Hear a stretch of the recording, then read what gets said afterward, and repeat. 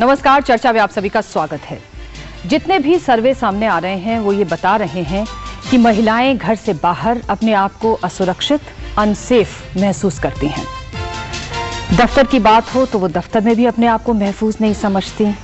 घर से बाहर सड़क पर जाना हो तो उन पर फप्तियां कसी जाती हैं, इशारे किए जाते हैं, उनका पीछा किया जाता है, उनके साथ यौन उत्पीड़न तक की नौबत आ जाती है। क्या वजह है कि महिलाओं को हम इतना अनसेफ माहौल दे रहे हैं जीने के लिए? क्या वजह है कि महिलाएं जो कि पीड़ित हैं लेकिन चुप रहती हैं, खामोश रहती हैं और इस खौफजदा जिंदगी को दिन रात जीती चली जाती हैं? हाल ही में सरकार की तरफ से एक इस तरह का भी बयान आया है कि मॉनसून सेशन में हो सकता है कि एक ऐसा विधेयक हमारे सामने आए जो कि खास तौर से कार्य क्षेत्र में, यानी कि दफ्तरों में, कार्यालयों में महिलाओं के खिलाफ जो यौन उत्पीड़न होता है उससे संबंधित है। हो सकता है ये विधेयक इसी सेशन में आ जाए।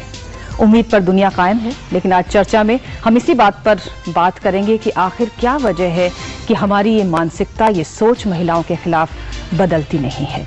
और इस बातचीत में हमेशा की तरह हमारे साथ जनता जनार्दन बैठी है, हमारे साथ विशेषज्ञ बैठे हैं जो इसके विभिन्न पक्षों को हमें समझाएंगे। लेकिन इससे पहले कि हम इनसे बातचीत शुरू करें, आइए उस विधेयक पर एक नजर डाल लें जो कि खास तौर से कार्य क्षेत्र में, कार्यालयों में महिलाओं के साथ जो यौन दुर्व्यवहार होता है उसके खिलाफ जो विधेयक तैयार हो रहा है, प्रस्तावित है, उसकी खास बातें क्या क्या हैं। तेजी से बदलते भारतीय परिवेश में अगर आज ज्यादा से ज्यादा महिलाएं शिक्षित होकर नौकरी पेशे में आ रही हैं, आर्थिक सामाजिक तौर से सशक्त हो रही हैं, तो उन्हें इस बदलती परिस्थिति का खामियाजा भी उठाना पड़ रहा है। खामियाजा उस बदसलूकी, उस दुर्व्यवहार, उस यौन उत्पीड़न का है जो कार्यस्थलों पर मर्दों के हाथों झेलना पड़ रहा है। मौजूदा समय के आंकड़े तो उपलब्ध नहीं हैं, पर 2006 से 2008 के बीच गृह मंत्रालय की रपट 2 लाख से भी अधिक महिला कर्मियों को यौन उत्पीड़न या हिंसा का शिकार होते पाती है। ये वो संख्या है जो सामने आई है। अनुमान लगाया जा सकता है कि रिपोर्ट न होने वाली तादाद इसकी कई गुनी होगी। भारतीय महिलाएं आज किन विकट स्थितियों में नौकरी कर रही हैं, ये उनसे बेहतर कोई नहीं जान सकता। घर और दफ्तर दोनों के बीच सामंजस्य बैठाना बेहद मुश्किल काम है। ऐसे में कार्यस्थल पर यौन दुर्व्यवहार का झेला जाना अक्सर मजबूरी भी बन जाता है। एक तरफ नौकरी जाने का खतरा मंडराता है तो वहीं जिंदगी हराम कर दिए जाने का भय भी व्याप्त रहता है। शायद यही कारण है कि शिक्षा और जागरूकता के बावजूद कार्यस्थलों पर यौन उत्पीड़न के उतने मामले आज भी रिपोर्ट नहीं होते। कार्यस्थल पर यौन उत्पीड़न एक ऐसी सामाजिक बीमारी बन चुकी है जिससे भारत ही नहीं पूरी दुनिया ग्रस्त है। मैदान राजनीति का हो या खेल का, महकमे सरकारी हो या प्राइवेट, क्या संगठित क्या असंगठित, आज इन सब जगहों पर महिला कर्मी किसी न किसी तरह के यौन दुर्व्यवहारों का शिकार होती ही रहती हैं। ये पुरुषों का एक ऐसा मनोरोग है जो ना तो उनके स्टेटस, ना उनकी सामाजिक आर्थिक स्थिति और ना ही उनकी शिक्षा से जुड़ा है।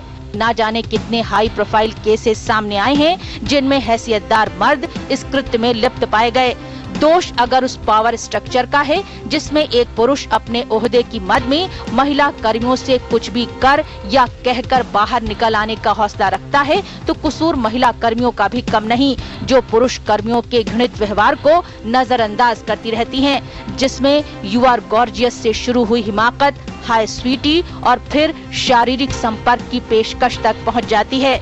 भारत में स्थिति कुछ इसलिए भी ज्यादा चिंताजनक है कि यहाँ कार्यस्थलों पर यौन उत्पीड़न रोकने के लिए अभी तक कोई कानून अमल में नहीं आ पाया है। कार्यस्थलों पर यौन उत्पीड़न के मामले सुप्रीम कोर्ट द्वारा 1997 में विशाखा केस में दिए गए दिशा निर्देशों के तहत ही निपटाए जाते हैं। विशाखा केस को अब 13 वर्ष बीत चुके हैं। 1 दशक से भी ज्यादा समय से प्रतीक्षारत विधेयक अब एक कानून की शक्ल लेने जा रहा है। उम्मीद पूरी है कि आगामी मॉनसून सत्र में कार्यस्थल पर यौन उत्पीड़न विरोधी विधेयक संसद में पेश हो जाएगा। लगभग 3 वर्षों की भारी मशक्कत के बाद तैयार मसौदे में खास बात ये है कि पीड़ित महिला को बलात्कार पीड़ित के समकक्ष देखा जा रहा है, जिसमें शिकायत या शिकायतकर्ती को पूरी तरह से गोपनीय रखा जाने का प्रावधान है और जिसकी कोई भी जानकारी आरटीआई दायरे के भी बाहर रखी जाएगी। ये कानून सरकारी, अर्ध सरकारी, संगठित, निजी तथा असंगठित क्षेत्रों में एक समान रूप से लागू होगा। कार्यस्थल की परिभाषा को काफी व्यापक बना दिया गया है और उसमें शिक्षण संस्थानों को भी शामिल किया गया है।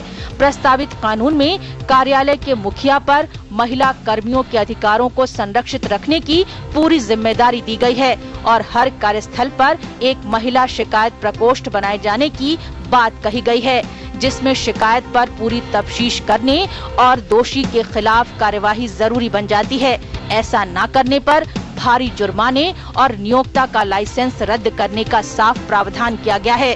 जब से इस कानून के मसौदे पर बहस शुरू हुई, तभी से इसके गलत इस्तेमाल की आशंकाएं जताई जाने लगी।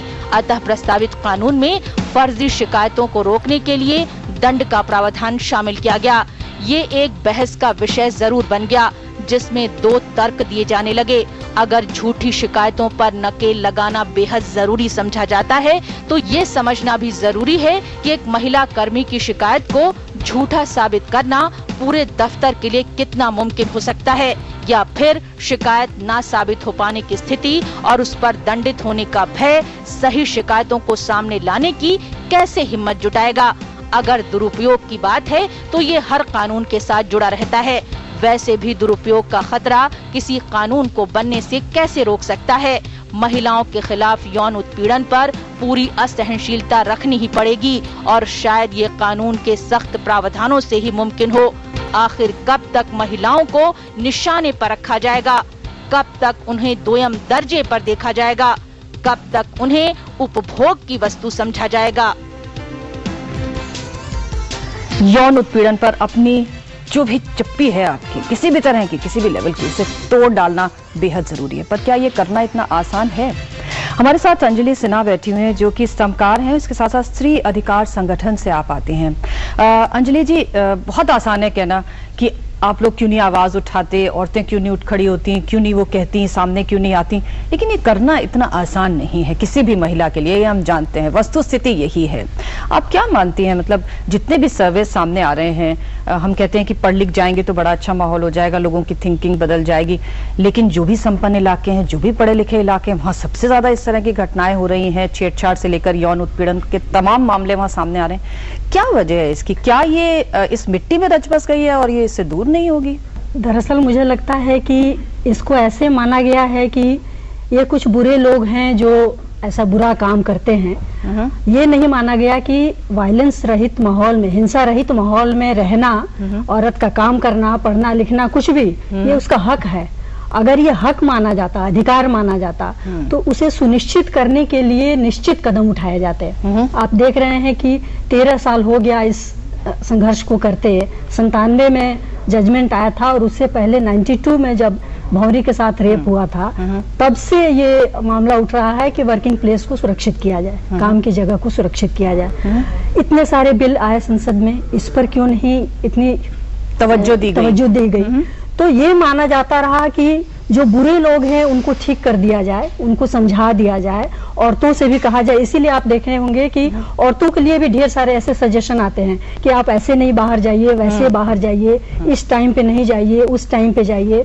जब भी कोई घटना घटती है तो इस तरह के मामला आता है कि अकेले क्यों गई थी, इतनी रात को क्यों गई थी, क्या पहन के गई थी। इसका मतलब कि आप कैसे कैसे रहें तो नहीं होगा।